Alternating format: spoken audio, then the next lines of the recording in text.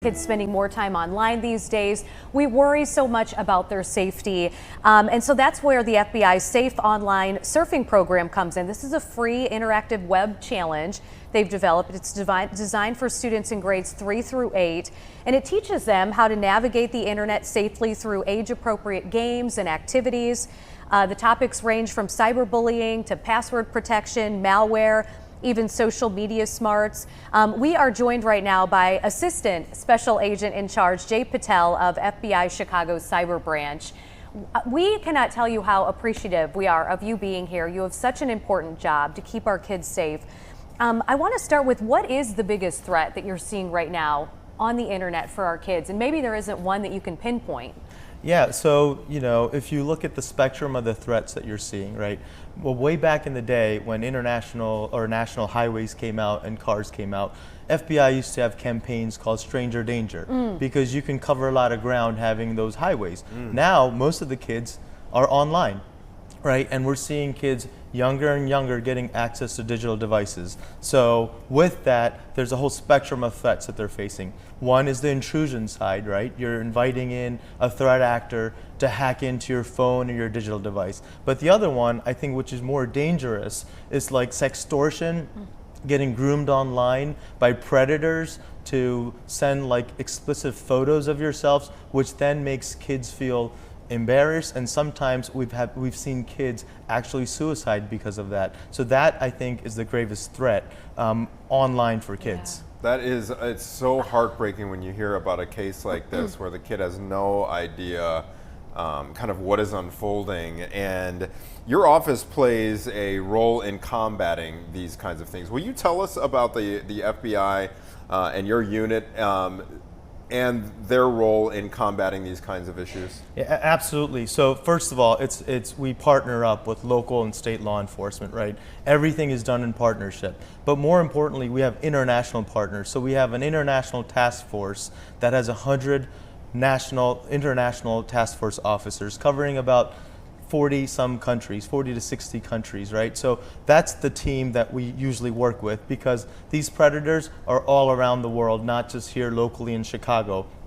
And just in April, which was the National Child Abuse Prevention Month, we arrested 205 subjects around the country, right? And we rescued 115 children. Now, that's just the case in point, but there's ongoing investigations. There are ongoing subjects out there that are constantly looking to exploit our kids. When you say rescued, were these kids in sex trafficking conditions, or what was the status of that? These kids were in positions where they couldn't be freed from. My goodness. Yes. So like a human trafficking. I mean, that is, to know that that's happening in our country is so startling.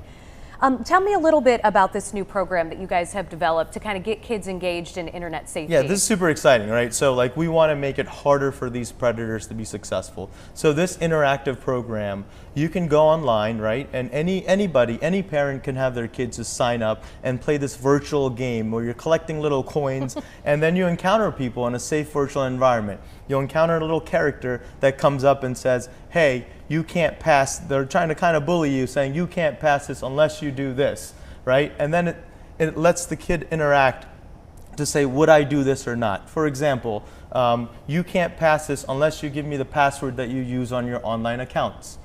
Should you give up that password? And the right response, when you guess it or when you click on it, it tells you, yeah, that's a good response. Or if you get it wrong, it educates you, saying, here's why you shouldn't share that. And it's age appropriate, right? So for third graders, it's something a little bit more simpler. For eighth graders, they're probably playing a lot of video games online. They're encountering complex situations, social situations online. So these little characters are helping them in a fun way, educate them, and it's all based on things that we've seen and things that we could have used to prevent some of the activity that the kids fell for, because they're the most vulnerable. Absolutely. I've got a 9-year-old. This is his homework. How long does it take? Okay, let's just use Theo as an example here. He's between 3rd and 4th grade. Which one should he take, and how long of a time commitment will it take? I would say he should take both of them, right? And the time commitment's up to him. If he's enjoying it, he can keep playing it. If he's done with it, he can stop playing it, right? So It's not a huge time commitment, and it's kind of fun and interactive. So Okay. I would say take the 3rd grade one and take the 4th grade one. Matter of fact, you can even take the 5th grade one. The other thing is, like, we can encourage our local schools to adopt this program because we yeah. have a national competition, right? And it's in 3 different categories. So if the school adopts this program, then they can have the kids in that school participate in these different types of challenges, right? And there's 3 categories. The first one is the starfish categories of students that are 50, from 1 to 50 participants. The next one is from 50 to 100 participants, and the last one's over 100.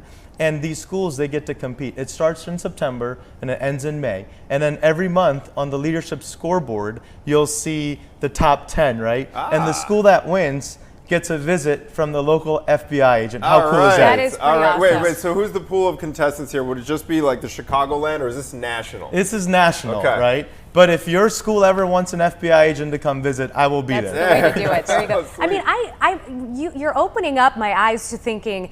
We teach driver's ed. Why are we not teaching online safety to kids in school? Like, why is that not a mandatory class? Because I mean, that seems like it should be under the category touches of bullying, how is this not everything, Yeah. right?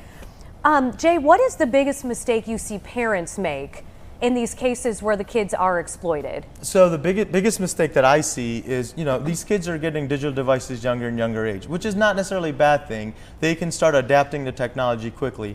But I think parents give them way too much privacy and they don't have conversations with them. Because sometimes they feel like, well, I don't know how to have that conversation. So, it's a top priority for us to bring that education out to folks. So on our website, on FBI.gov, you can find age-appropriate content where if you wanted to have a conversation with a 9-year-old, there's ways you can do it. And we have psychology experts that have kind of helped us frame those conversations. So I think just having conversations, a lot of times parents ask, like, what can I do to monitor all my children's communication? And that's a heavy lift. Yeah. So instead of doing that, you want to have more transparent conversations. You want to make them more comfortable to tell you when they see something online or an interaction they had in person with somebody that just makes them feel uneasy and that you're the safe person they can talk to. But doing more and more of that normalizes that conversation. So I think that's the biggest mistake. I've seen parents overly monitor their kids and things like that, and that just sometimes pushes the child away from you because they feel like they're not trusted. So you want to develop a trusted relationship where it's a little bit more transparency. Right. Then they're not tempted to just sneak their time and sneak away and use it on the low. All right. What are some other simple habits that families can start implementing to build kind of a safer digital, household policy? Yeah, so this is not just for kids, right? All of us adults are also using all these different types of technologies. There's a lot of romance scams. There's a whole bunch of fraud that takes place. And a lot of it has to do with the social engineering online, right? So I think having those conversations, understanding social engineering, understanding solicitation online, understanding when you're developing a relationship online, what does that entail? Same for adults and kids. So I think having those types of conversations and bringing up topics and just creating awareness, right? Like playing that game with your child.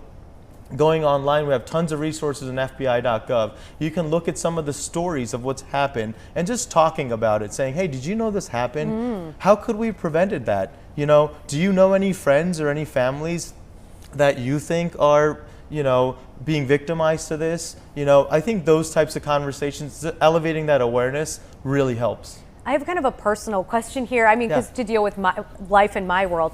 Oftentimes, my daughter will want to watch a show on YouTube, and so I'll pull it up for the show that she wants to watch. When I think of children speaking to strangers, I think of like social media. I guess that's about it, or gaming. But I mean, is there a way for strangers to reach kids through YouTube? Something that seems so benign that parents who have younger children might be handing the phone over to their kids and saying, hey, check this out. Yeah, there absolutely is. So you have YouTube for kids, right? Yes. And then you have the regular YouTube.